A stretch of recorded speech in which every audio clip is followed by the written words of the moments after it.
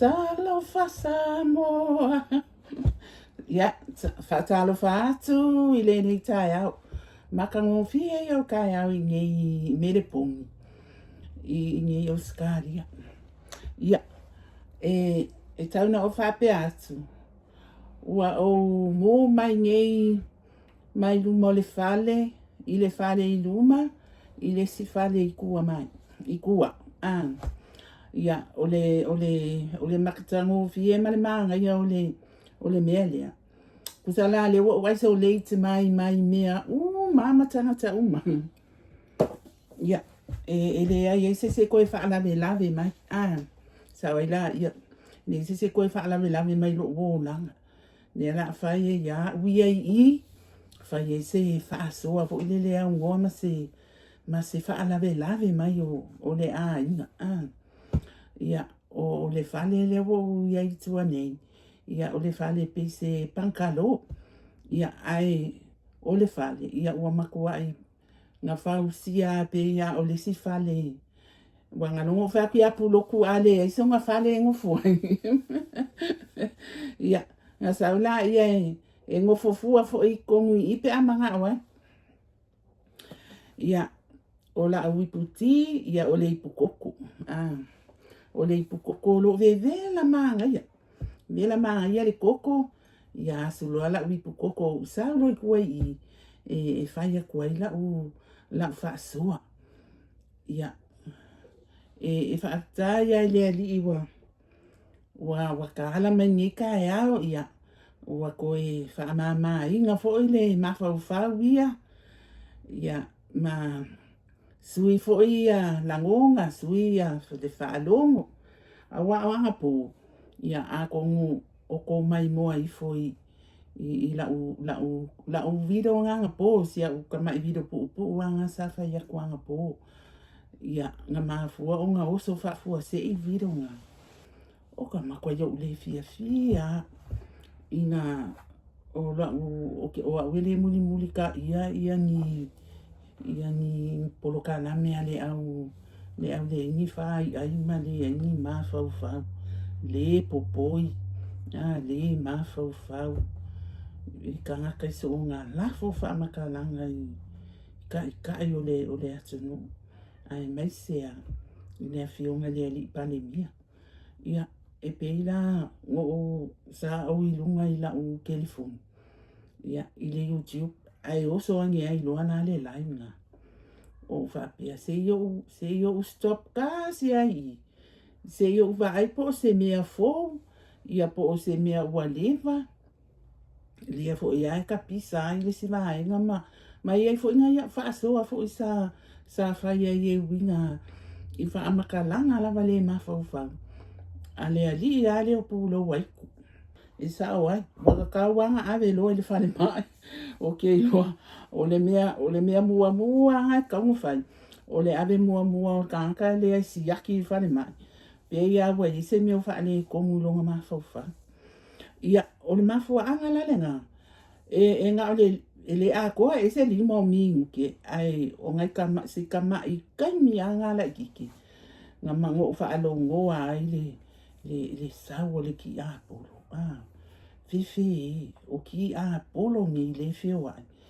E kai ai kako. Ia, ma ua avea ai fo I leo o le siki a polo. O le mea kongu lava lea. E kama whaia ia ave ese fo I lea ia.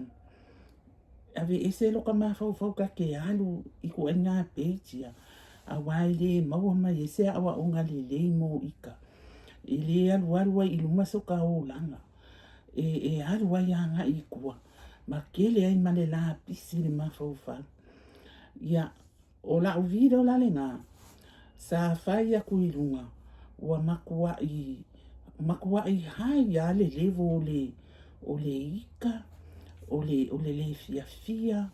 E mafua mai. O a uke a lofa ke le fiunga le li pandemia. O ke loa o kako uma. Kako uma e malama. Ma le e pupula le leo kako maka. E nomo kako mafau. Kau ke va ai ia mea e sao. Ma mea e ami o kongu. ia o ngā whaua iei lea i ngā o kako whaai unga. A o ku ainga ia, lea iei ia lea li i lea o pūlo wa iku malanga urupo o lea sa whai mena po kalameanga po. O ke lei loa po e sa awa. Makua i le ia mase anganga o lea li i mawhau whau ngika haka.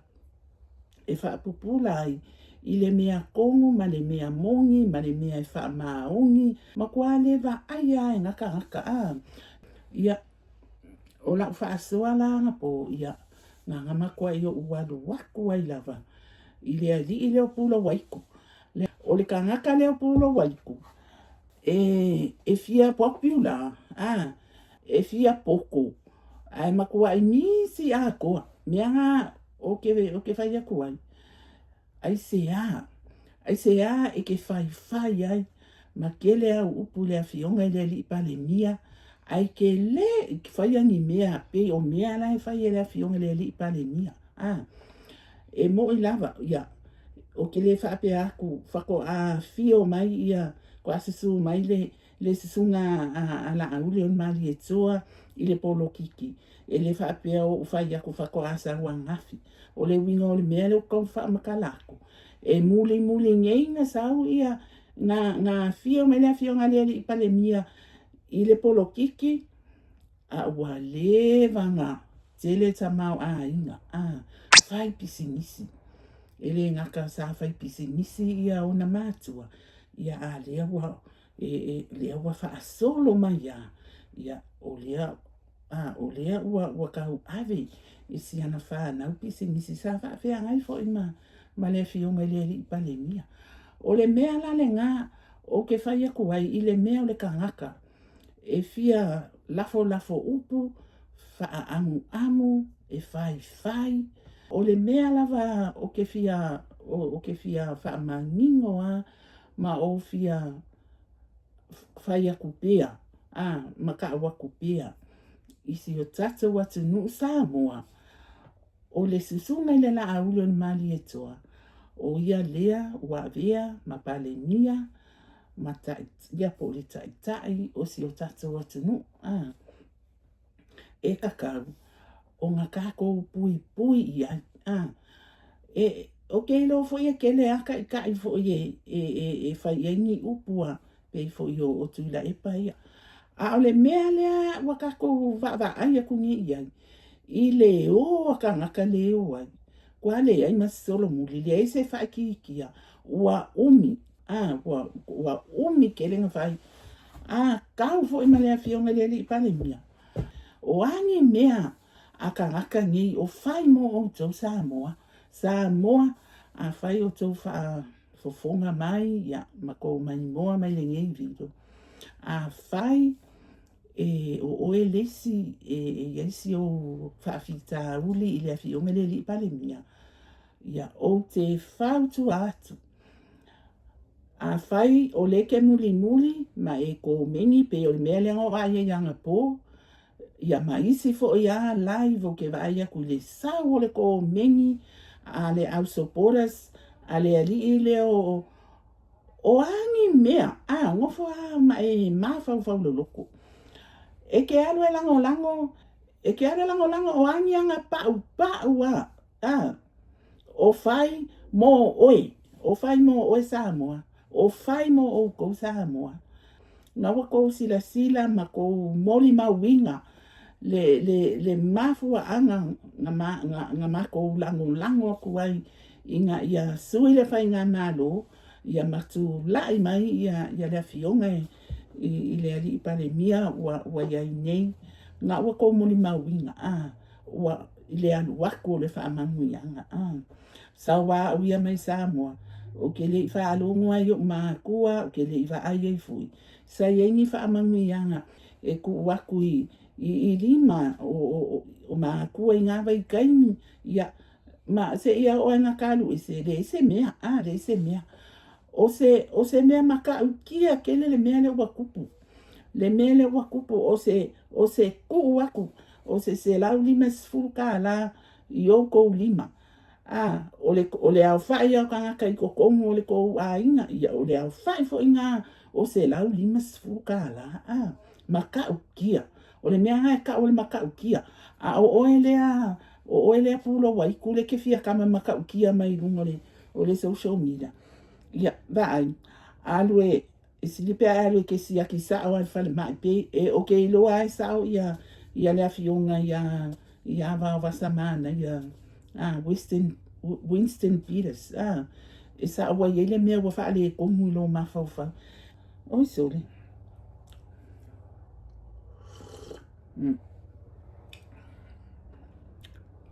ma ia koko mai foi le fa ma ko mai a ko fa ku lo le o isi kala ai wa pi e pen koko i ngi fo ia fa mali aku o le nga kula nga ka ko we koko wa ale ese pen koko ia lo nga winga ile koko sa mo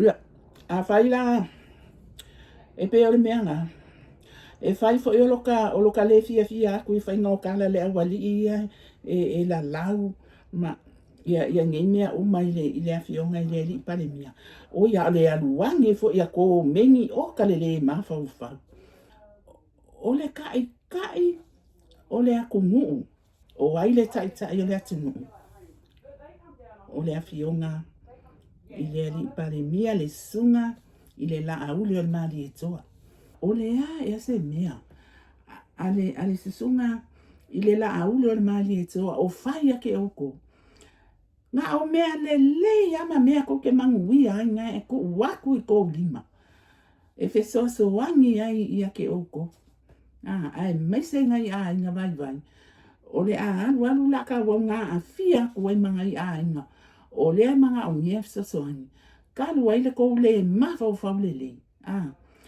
fai o ngai ko ke manguia ai o ko ia i le vai nga le ko ke o lango oi ai fa fe ia ngai nga lima vai lai manga o mia e la ko so ani an malo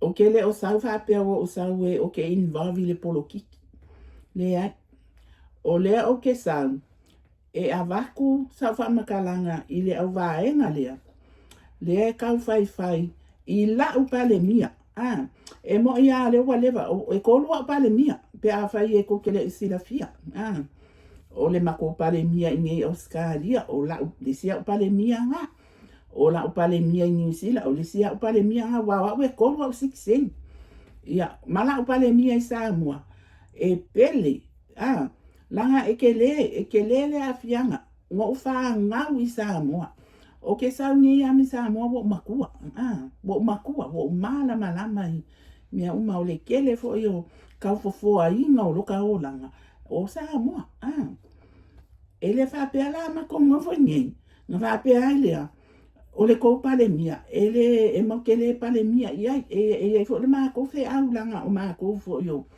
o koko Samoa e mo ke ngo fo Australia ele o yengi koko pa langi i koko ngo mako kingo o le run ai ko ngo mako kingo o vein so mea uma Samoa ma yo o le si fa ma ni anga o ngi fa makalanga o nga pe o nga fanga nga mako fanga ma grandchildren e mo ke o ave e fo Samoa e fo ai i mai fo o fa nga wa ka ko masani ai a pe yo mai fo o mu o ila o me ai se la ngai mo ia o le nga fanga nga wi ngai fa nga ma grandchildren ala nga ona e run ai le plaza mo ma ko ngai nga fanga nga wi Samoa fe o la Samoa o mai ai Samoa ma ko e uia o le wasa vale le fast food mon kupu ka sanga kalu nga o walu ese men Samoa mo wa mau ni ya kumu ai le ngalo ya wala mai lo le nei tsaya ya pe ka ma ku fo ile ia le langona ita ka fa apia ya Mea fo ile maua ile ika loa o solo. Pawale mea. Mo sa maka inga ni ngai video aile iku ele vai ole iku. Ya mo li mawala to ele ai ma se upu fo ile le onga ni upu maso a o le anga o a po le alo le fia. Ele kai nga o sa ukala ngoi ko nga. Ya ile masa ni ya ese mama wa uma mapulo wai kue o ni upu fo pole fo lo wika isis ele so nga la fo ni upu maso o upu yo ke la fo o upu mea sa o mea ngo moni mawina ya ala fa apea ya se ima wasa warangua o nga o ko isa lo alea e fa malulu watu e tu sai male fa ale kongo le video o nga wa public i lunga o le YouTube mo le channel ya ma kawa inka fa popula la kiki aku le aango ngai mea o lo ka walinga video ya ai o mafai o ile anga fo yo le li inga o mga vakule ngas o nga fa se lo wa lo fa ngi ile ngi pale mia ngo walu ese mai masamoa o to fila it ya sa pale mia vai tsainina le kasi va valu lima o kele o maua kele la po le arka usanga nga pare mia ia le sunga ya tu la ipa ai o le afionga ya tu filau iti o la upale mia ni nasa ia le ala wo matua wo makua wa uma fo ikai mi o mafo fawi mea fa kala vo ia ma ia ai wa pe wa koi fo i uma e fa pe ngane nga kula le o langa le ka keilo wa uma fo le matango fie o le o ngi me angi ya kumu wa ko e alu ama fa fawi i me sa fa nga wai ya o me fo isa polonga nga ma kuwa ya o lo ka o langa mai ya o la ikiki o le mea nga le wa ya ngi vai kai i le ngi vai kai mi le e le wa ya ngi ya o le ala wa mama wa le avangua ko ya ba ko e fa soa ya wala vai ya upui pa wale mea ya fa fetai i le fionga le li pa le mia o si ona aina talo fai i le ono sai talo fai kama masi pale mia masi ona aina i le ngei mea fai o le fai ya fa fetai fa malo le ono sai ya ele o ngalo lava o to i tatalo lava mama na tua foi o to i anaponi o se upu aku le ngā e fa mai le tala noa i le ngā mainga iai la ia si vainga foi le ngā a fai le ima ua i le sia o video ia o mea la ia i le kaua lea e anu nei ia wala le fōlinga mai wa ke le ale wha umakia inga o Iran Israel ma Amerika ia ai o lo o ia si va inga o lo ka mawhai pia inga ia mawhai ai o ngā maua lo le sa lo konga akoa i le ngaka ia Israelu ia Amerika ia lau langi atoa ia le ukako kilo aku lea o ke e whai ama wa vaani updates fo ia o lea ele o whai ngō fienga na sawi i kua mea o vaa fo ia sua mo mawale pengisini mo kako mo kousa ia kako kawali o le mea la e kakaunga ka penga wa e soso o ele ai se loa se mea e kupu Ai o le kaimi o kako e ka penga ma sa ngiu. E pe ia o lau ka penga fo ile ai le o la whaale anganga. Ia o mai le wala au, ia o la e kau ke sa ungi. Ia au wala le kako fo ia ku kako ko e whaafi loa i mai tātou e le tātou tamai le langi. Ai o la e sa tātou sa ungi. Ni mea e fo i e ana i mea kau ke whai ani ngai o langa. Whape ngā fo i la un kako sa ungi. I aingi mea koe kukupu. Manga kua fo i le virus. Le coronavirus le anga sau le wala au wa spread le lalo langi a koa. Ia kau whikule loa ma fe me i solo le motu o tangata. Le motu o tangata i le tā pena. Ai ho pa o kou mata ina ia le sifo ia u video. Ke lo pola u video le anga post aku i le asulua. Oi ai mi last week. Ia, o lo o whaasoa ai fui. E winga ai le mele o le ka penga. Ka penga i mea, a wale whaakari fo ile le se i sau loa le, pe whaapea mai wa si oki, wale ma whaingo wheo a iwa au loa, a wale ka mo whai, a wale whaakari e ke minga, makanga o nge ia, a whaapea o le whale o loa e tātou nei e nofo i whafo, a whaapea o lai ma whai ke le lau peki atu, po pe te le au ta whalo whale, i nei atu no, wai mo ia, ele te le au nai inga, ele ingi space fo ia, i au ka whalo whale makua o le whale.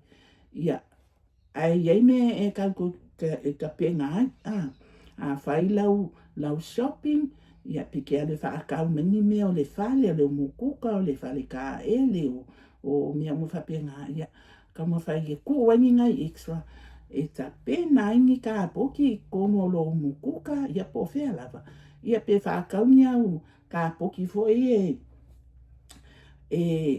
mai e whaapi koa whaaku ko kono lau whare ka vale inga ia mawhainga whao ngana ka poki nga e whai mau food storage ia ngā lolea makanga lau mai ngai ele whaapea la e alo e whaakau mani pusa a koa lua e whai au whaakau ia ko ngi ngai tuna o supu keli, baked beans, o, ka ngā leisa. O mea ngā e whakau maali e mai ale ka ngi mai a mastoa. E se au ka poki e kuwei ia mea e whao ngā mo o ia so umama i ka ngi. E se foilau ka poki. E kuwe se ai mea e ka penga a wala le ka ngi ua sioki loa o loa. Ua le mawhainga koe whea ni wa o loa, ua le mawhainga koe o aku wa ia e waku waipu Samoa, o kou Samoa, o lai ka pinga, wai ka pinga, e uma o aku fo i se o tatou atu no i Samoa, mea leo le makan ka pinga, makan ka pinga, ia iai fo i la ma mea o to le pepa wa kasi ngā mea ngā vive si ele lalo lang, o aku wale makaloa, o ia Costco, malanga ia Costco, whai lau whaatau, ia kuoi mangi ngai extra, a walau ka poki, wau mea e fua, ia me se ala mea ia kau mea ai moa sa uma, mea ai apa ia mawhainga e ling, a whai o whaingi whaala lave, ma waingi ngai pusa pi supo, pusa e ling, ia, ku e singai e ling e whao ngā molengi kani, ai ku aku isi vai ngai o e whai e lau storage. E makalonga e whai an mea ngā e vai le ia kwa peise mea whan fo lele ia ui. Ai e se le wha fia inga ma le fia lo loko. Po fia le me ke savali e ki loko i lau ka poki i lau wasto ai kongo au mea kausami, mea o ka umafa mo kai mileanga e la ngonga e lo loko lo fia. Alu fo ia le se mea whapea ngai kupu o le awa koe mawhai mo koe whio ai. Ia wha solo mai fo ila ia le ai wai e whai la ma siaki le rotate fo le ia siaki me o dates. Ia mau ki ngoa awange i expire pe tu o ke le wai ia mea ai ku apa ma le ke lo isi mea e whapea mai. Best before ai e fo isi me whapea mai expiry date. O mea lana, e whai pe 3-4 months, ma e kamawhai e rotate, a mai I luma mea e mua nga expire, ai ku aku I kua, ia mea lai whaisi umi aku, ia a whapea lai whao ngā mai mea ia I luma. Whai lau malanga I le supermarket, po whea lava ki whakau wai, au mai yengi ngai extra every place ai, e whai al mea ngā, e ke e wape se happy fo leo, maasangi mai, se fo le fia o lo loko. Ia, ko whapipi ai matau le pepa, ia awangi nge ngalo mea ngā, e iai foi fale oisi kaimi, manku a olo e mea ia, kaimi ia pela mea lang kupule coronavirus. E ke le koe whai lunga po le ale koe ngā tau le pepa e ke ongo stoa inga. E iai kaimi o lai wa o ai kuli tau le pepa vo le role kau le tau le tama ma. Ai ngano I isi. Lai whau la lai les koe ngā tau le pepa ngā pese lola vo la poa. E a mai la insert a koe ko kongo o le wall. Pea po ma ua mai se sile o winga o le. O le si koe ngā ma whainga. E le whapea la o ai kuli ar koe ngā tau le pepa masa. Ke le isi mau mea. Ia, o mo mea fo o pepa solo lima fo ngai mafia e mangi fingifi fo o mea o manga e mai estua. Awa o ai ngale se o pepa ia. E si le akulale ngai lo le ngusi pepa. Mea ngā meo exa ia wai kau ngofie. Kau ngofie ia mai whaapukupuku le lei. Ia, o si la fia le lei e le a inga ia me seti nama tama. Wa si la fia le lei ia mea mga o mia lo wa inga mo au oe kuka. O mea ngā ke kau mawhai ia mai ia kuka poki. Mai le ilo ale kaini. E wala au mai ai ia ua sioki o loa. Ua le koe sauwa au loa. Ia ngā wakulola ia fo mai whapea. Ia alu le ngā aso. O ala mu whapea. Kau su e se whale o loa o kakala. A leo le ngā. Ia e o aku o le kala. Ia wale ai wa enti ka poki. Le ngā mawai ka koui. I le whaamai le ngā sau. Kau ke le manga ngā o lai koe kupu mea ngā. Ia. E o le mea lea o le stoa ingo mea ai. O se maka upu ke le lava. E ke le. Awai iai fo ile ko ai ngā stoa. E stoa ai mea ai ngei o ko ai ngā container o angi ngai me ke ati ngai e last tai pea whapea wa kakala skanga le sama skanga whalao maka. Mea lane ngā o la ua whautuanga. Awal whaka ua meo kanga la popoa fo i 25 kilo. Wa akakala. Wa mianga open ngā se wangala. E whaakau se mea e imo mea drums fo i kama i mea e fiti le le kanga le aluso 5 pe kanga kaulapoa. O ngā kua ko ai le kongu. O ngā sio le lea. Ai a whakakia fo le ia. E le trusting ai e ka kou le saunga le mu o le kapuninga o le ngā pek. Ai sili ai le ia ke au. Whakau kama i kanga 5 kilo, 10 kilo. 15 fo i it's not bad. Wai le umianga whao ngā ai uma. Ai aka kowolo i si kanga e fua i la. I walisi a inga ai a laisa ai sa uma. A lisi a inga ia pe ngā whaadua whaakoru ia e umi a kulanga ngā kākia kanga ngā wa open. E o foi lai mea o stoa inga o van. Wai ka kau foi ngā e iai foi ane wa inga ngā e kau foi ngā stoa ia mea o van. E iai la ia le solution. E kui ko kongo le vali. E umi inga e last ai le vai ma le lei pea po le ale umi ia au keiloa. E umi a se whamakalanga ngā mea. E iai se kaimi foi. Ia o iai pea whapea. Ua whaalongo aku, o le a kupun mea ngā ia whakoaru aku. Are kei mimi, o le a maka whaamau popo le leiva aisau ka poki. Ia ka poki fo i koe kia pengi wardrobe. Mea wardrobe fo i pusaku. Ia, iai la whaka. E leo ni pusaku au ko ai ngā wardrobe whapia ngā. E whale ia so ia New Zealand ma Australia. E ka ke ala ko lai kuku ai mea ke le o i ngā e kau ai lava. Ia soa ia o kamingi ia wale o koe o kamingi wale o koe yengi nga ka ilo ia ngisi fale pe ai apo ia ngi fale kuwa ia ku fale fo o le 60 o le 70s e o fo le 80s ia o mea la fa pe nga le o ke va ai o la e sa o lunga le market e pela ma ua fo e vai kaminga ma o ai loa au mai e ma ka poki nga ke lea ia e fa o ngala i mele o le welfare ia e pe ka ia wa koe manga o fo ile koe upgrade ia ke rita ku nga mea ai mai la ia isi mea ia le wa ia ni e fa o nga ile sua nga is food storage ia mau ki ngoa le ia awangi ia pe ia ko ngoa fa ka vale ia o mo mea o susu o mea o susu a fa ka mo mea pusa fo pe kasi ele kilo le box ai pe se fulu lua ia pepa ko ia fa ka wa ko mea nga awa ia fa ko expire la ia ka manga ia o Samoa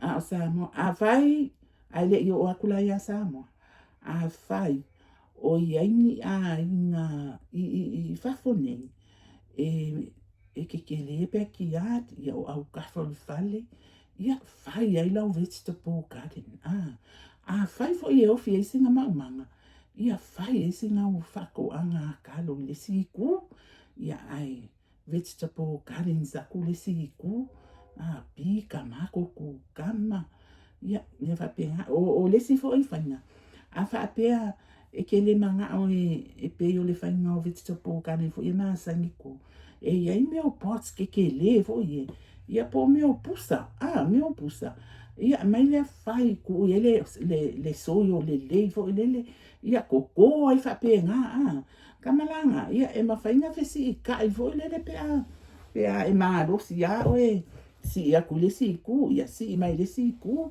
pe a fa wa manga o e sui le ku langa i ku wa ia o atu le Samoa wa leva o nga kau alanga le afionga le ali i pale mia mai a le lua fe lua kas po lua fe lua sfulu ia koko fai fa ko anga leva ma le fai nga malo le watu la mai koko ia le kalo koko le ka amu ufi mea umai o mea o ka mafa o lo mafainga koko ma ola i Samoa fa fetai o le ai moni mawinga aku ia ua maku wa i kele le mea ai Samoa ai koko pia mo o la lava e whakalinga kuli ma whapia le se mea o iai le ai foia o lo oso kuai o le a inga na le ia po ke alu i o le maa kiki e whakamai e se li se whai o ngai ai whamua ngā lue wha o ngā le ele koko le kalo koko umangi wa ele kani amu ia o ku aninga viwe ai a laisa ai pakeka ia le mea ai whalawa e o ai isi aso ua ai al whalawa ua fiu fo ia ai pakeka kau makari kau o mea maka i nia kungu ia ka whapea e kukusa luka maa unga i le kalola le fia se furu mon kupu le kilo ia ma le kwa ala kuia me singa ka se ka ngale se o pe whaka la ka mai mea e ama ngai la kikia ma waile mea ai o le afia ia koko vegetable ka pisi o maukeni ku kama ia boko si la fia fato anga la fumanu o le povi it takes time for ile pe fa pe ala ile kapenga ile unga o ka wa ye ai koko fa ile la fumoa fa ile isa la fumoa ia ma fa ni ia po o singa friends like eva ai ke le anga moa pe a fa wale se le ni fa ka we se moa ia o ke ofu vai ave ale si luas fuka la ke le lope sa wa ngo fa rungo le si vai ke ni pe ka I waka la e le moa. Ve ave ale si luas fuka la pe fai e a ko leki mai I a fa pe o se fa nga ula wa u ka I se la lima sfulu ia. Fai le fa ko nga ia ka I fia mai ar ka ka e fa ka wa le povi ia pe fa ka wa le moa. Ka wingi nga I moa. Fa ka wa singa pua ai a maka I fa ko ia. Mea umanga e ka ko ka pinga ia. Ia wa e ui a le wa ko ke le ale au ia leaders la ia a Iran e wa fasio ki le ka wa ia ai o le ai va ia e fa uni a langa o le fo ia a grace mai fo ia Iran ia le manga awa Iran e ko ila o I Australia e ia le peisa a Amerika le nei le wako e manga o Amerika e ko e extend fakili e a wala le unga o Australia ia New Zealand ai mese o le vasa Pasifika akua o le laka aku ia ka ko o ia senga le wapi o senga le pe ka o fale ko le popula senga ia ka ko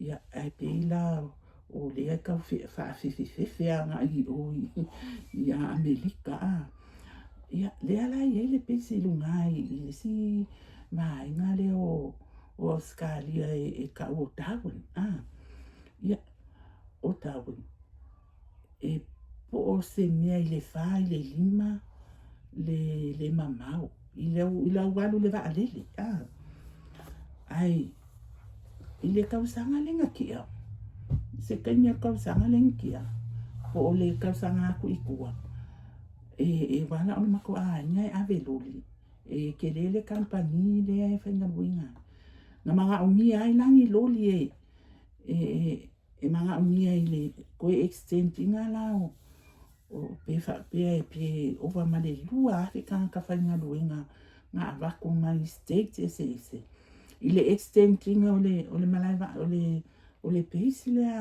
e kuku ai me o va akau le o ia a va la me o va la iki fo ia ka wa nga le o fo ia ni le vasa Pasifika ia nga drive ai le o la o se so e ina no nga ile avenga o lo lingi uka ia a fai la fika ni la a fai e fa ile lima ku la ke a ro le va le I tapu o le ala le umi le ai alu ai le avenga o luli ia wanga drive ia ka lo fa ia le fa makala mai ile kusa o lo ke man kuanga o le va ve au le aso wa ai ka mo o tawe le po le aso fa po le aso lua ia po ka le aso lua ia po ka le so mafu ai ka mo o I tawe ia e nga wa kwala ma faisinga ma lo nga fo ile e wa ko mo mo ile le ia fa ko o ai lo la ia ai kusa lava wa mama o ke le nga drive ia pe ia fa alua nga ko saudia e lele mai la va lele ai lele aku le si ave lo li e ave ale lo li ai sauia e saue se io o mai te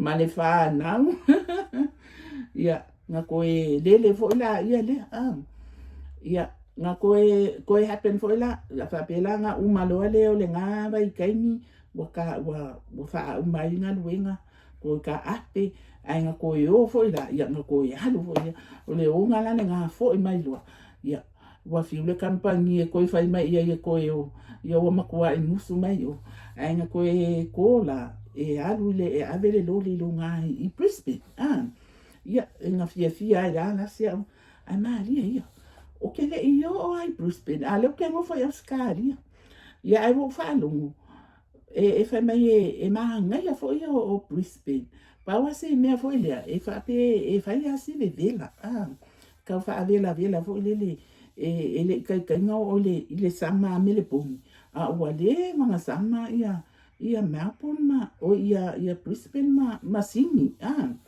o le si ia a o inga hai tawa e vivila o inga e kele ai ia kangaka ia o aboriginals ai whapela le whamakalanga se mako ai o kangaka ngi e ngofo solo i lalo la mako i la ko fale kapolini fa mai e se le enjoy ai whamakale mai o whapea e kai simila ma leo langa i Samoa e se le enjoy ia awa kasingi kangaka o lo o kele ai ia kupe ale malo o skari ale alwa ia wa mangkua foi o kangaka ngi e unga le akumu le ngi ai pe wa alu wa pe wa kaule amanga ia ngai kangaka e unga le akumu ia ale lai fa makala mai lai si o mako ai me e se le fia o kangaka ia ai o le paki fia e ingu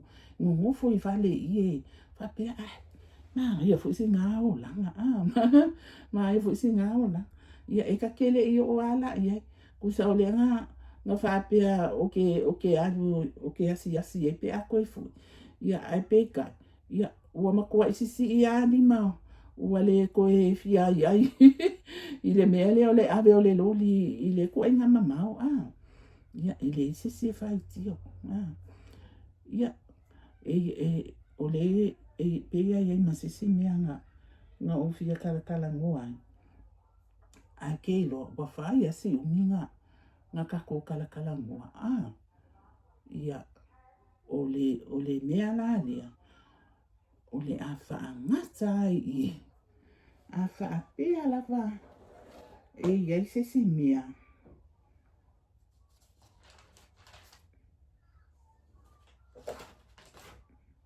ia e songa i kusi lalo au ia e me vo guidelines e follow ai lau tala noa ai le ma se muli set guidelines wala le a wha ia wa pe ia o le akau ke whaafsanga ia oi ai le koe kasi ale mea lea ia i nei mau mea uma kako go through wai ma wai le fia fo i le loko ia ai ia la sia good news e sia good news ia o te wha moe o lo o tau fia mai ai fo wa o se news e wha fia i nā ia ita ia pe o se kawi fo i le o se ngaluenga ai le o se mea fo ele o se mea fo le o ke ongo o so ai lunga malalo ia kusala o kilo aku ngei le kai au ia o le wa sen mai le email mai ia YouTube o lea ua mawhai o na monetize ia le channel a lea wha ia rai se i kua kui ia la koko ai se i whai a singa o paki ia o le pati e mo o tau awa e mo i lava ia lea wha malanga bla ai anga le ai o ko e fa penge ai le o i se monetize wa e ai le se video e se lau luas fulu iva subscribers nga mawai tasi le video o ke ngofo fa pe wakale mau ko ngwa kale mau ki ngoa ia YouTube pole a ele fa ngo anga ia mia o le video ke fi ke fai video ia ke va kwala e mau anga i views ma fo ngale wa au ia e pe ia lo ke o ke free ma walo utai mia manoa ia o sa fai le video lava lo kai mi ia wa o le ku la le video le so kai mi ia wa fa ko pe fo ile na ma wasinga a fai kula pa wale mea ia fai se video e kasi fo ia le video ke le au ke ni kasi ale video ile vai yaso e laki fo pe a maua se kai me fai sa video le nga vai yaso e kasi ia le nga ia walua o le kai me la mai yang wali ia maki e fa videos na mafainga fai ai. O le video la le kolu ai video e po le fa. E se lau luas fulu iwa subscribers nga maua ai. O kilo aku ai. Nga fase lau fiku lua. Pe fase lau fiku fa. Ai uma i fole 12 hours. Ua pasi le 5 se lau subscribers. Ai ko kiki as fulu afe views. Ia, o fa fekai ale, o fa pia. O ke, makwai o le malama po. Ia, pa wala le mea ka ika. O le fai ale video, e le ilo ale video e puse e YouTube. Pa wale mea o le fai. Ma aua, nge i solia se kula fongo. Awange i oka, ia oka savali ai. I guidelines ale platform. Ia, o se tala le nā. O ngā maua mai leo le email. Ma ua open mai ia isi waha inga e lua. Kusa lawa kala mai ngongo kanga o le channel. Ua open mai le si. Ai kasi le mea le safa akali. Last week e leanga. Ai whapea mai. E pe like a month e whakali ai. Ai ke wo ki lo kwanga le lai le kai au. Ia le ua open mai. Lea la ua mawhainga monetize.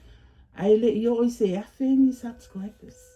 O le ua 600 pe ako sile ia. Nga 600 ngai le kai au. Ai sa lima se lau. Iwa sifulu balu. Ia anti o tisimoni. A le la ua loa i. E monetize ala le 500. Ia, okay, loai fua i le kuenga videos, ia o kuenga, lea e wha ia au videos. Ia, o te whawhi kai kua i lava, ia te o tō lava, ma whainga viu, ma maka inga mai moa i au videos. Ia, o ke whawhikai i au subscribers, iai fo inga i au subscribers e le malama ka konganganga.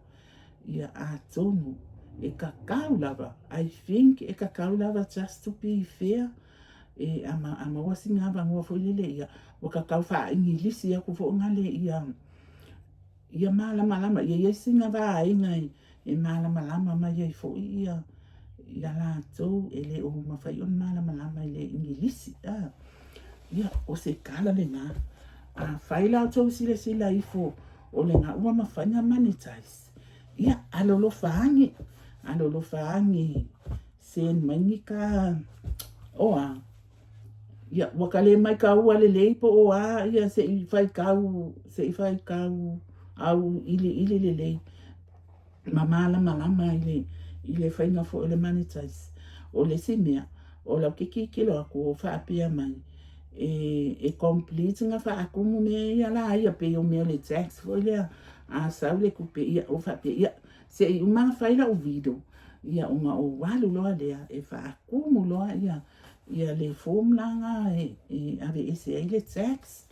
Ia ia awa fo inge whaapia mai sesi o le a o pe o manatu le lei. Ia makota ma oai o matalasi ia masikama o mus male masikoia ingani o mus le ese e fua ia o views ma o ale uni ia o le malama le ia o ia so walu o le meangi a fai o lo que strako e sue o kai ni o que sa o fai le video ia then o ia foi la que strako e fai ka uma ia guidelines uma mea ese ai fa o te fa fetai fo ia manatu le lei fa fetai lava manatu le lei fa fetai ia mus fa fetai uma ia auto kota ma wai ei taimi o te mata ai i live sa asi ana tamali ia e maua mai ai fo ia au sisi va inga o la ele o alu e so ma fa e ia fo la e nai va inga ia o ka kele manga kua le ingo le awali ia fo bala ni ia manga ke ngiki ia le au Somalia, Nigeria o ke alu fo yo fa sisila e mai le mai ese si poku o ke au ka kele mele o le fai ka vo le o too many informations ai o ele le kele ma ba vela o pu e me lo fa longo e ya ka ni fai ka wa pe a wa ye o ka ni ke relax ai o le tele au ta ni ya o ke alu set ya mea how to do this ya what happened pe a fa pe wo fa mi lea vai ele ai se ele se mea ko ye loko o tu pe ala YouTube ele fa pe ni oh my ka mafai ia mafai foi na fai ni ngai fa so fa pe e fe so ani e u na ele watch hours e maua foi au subscribers e mo ia ngai videos foi foi kan me ka fa ia ngai ya ku ka ma me fa pe na it's gonna be forever mia ai o fo ia ke minga ka wa makai fa pe ka le fia o fo i kala mo fo i meu polo kiki o le fo i kala mo ia si va inga la le ana tamali ai o walu o fa se mea ia o ani se mea ma cooking fa ya kwele work fo le ko kusa fo le malo si i ka mo fa inga meu cooking ma ka fa ba se inga le mea ma le mea a wa ka look professional esa yeah no not really professional but ka kawanga look better look good yeah o mea o me ka spot on langa o lai mai mo ai lang yeah o fa pe ka ke le lava fu ka ia ka sa nga me yeah o le mea la le nga o fo ai loa po ai ala ka ai mai fo ia o fa makalanga well they don't know me nga wa nga o lo wa nga loa ai mafai singa mana malama ya singa va nga o le olanga mafai ngo fa so ako ia le ana wa tali mai ia le sacrifice wa le me ko ngale ka wa sacrifice ko ai fo ma ika ma o ka fo linga ia wa ia fo inga i upu wa la fo mai ia o le ai mafai nga fo mali ke ia wa mo wa ia awa o afa inga kele ai ka ko o maua mai se mea le ia o ala ia le fa pe fo ila o le wa monetize ma kala mai ngai mea ia maua ngai fa manguia le fa pe fo ila se mea o le o fifike ai po le o makua i o fia ia le ai o le fa ia o le fa ku maua le fa fo i kai ni mo wai le fa ai ve foi uma le lo ma singa wa ko ia pia ma le fa o ke alu ia fa pia ele nafi ele fa pia su ia le fa ma le fa nga fo yo anga ia fitos o le pa wanga o le mia o le ka o sa ile se a wala fo le ko improve le ia le fa nga wa o videos ia ma wa nga mia la i ke ka fa le ia o ngai fo ka mangua ele ngaka o ele o sika ngakala ikiki o makua o le o 60 plus ka fo ilanga o nganga ma o act o se tangata wa ia ile matua le na ia onga o le ai haru le lalo langi koa ia ngi fa asua ia o le mea le na ai o se kala fia le na fa fitai ia te o uma wa subscribe ma fiso ani ma view ba wale mea ia makanga o le videos o nga o pe o le mea nga waka sui ai fo le la kala ngoa wa ka mafai ka kipi ilalo ele o le kipi ako ai ka fai asi kipi o le kaimi o le fa ka alufa onga wa ia la singa ya ia ma maka i fo ia o le kaimi o la fa ka alufa o ke le kala ngoa i isi fo o le kaimi a la fa ka alufa pe o se kaimi nga pe alu fo ile le ilalo le energy fa le excited fo le fa pe ia sili pe a kau kipi e se le kai mio whakalofa. Pa wale mea ia o le whaatalofa saa wa. Ia. O le kako waku nguu ia. Ia tu nuu wa uma ona tofi. Ia. Ike ua sa salu se whaakalofa zisi. Ai whai fonga ia ua ingosia mai ai a ua sise. Ua sise le kala. O le mafua anga lale na a whaapea e le o tele lau whaatalofa whaalau taitasi atu ia le mamalu ma le pa ia o Samoa i ona vaenga ise. Ia o te whaamalulu watu. Ia manga kua foi. E le o au se media foi le ia o au ia o le Fai Life. O le YouTube. Ia mali yo le YouTube ai ala o Facebook. O le Facebook. O le Facebook ia whaapupuka ai loa male a vaenga foi nga. Samoa. Ia, o se tato whaatalitanoanga na ni tae au. Whaamalulu atu. Pe a whai ua sala se ngangana. Ia malu a vei fale o tau finangalo. Ia o se whaasua lea. Whaamanuia lea tua. Ia te o tau umalawa. O se whaasua na mai a lea wha. Tau whaasau fua.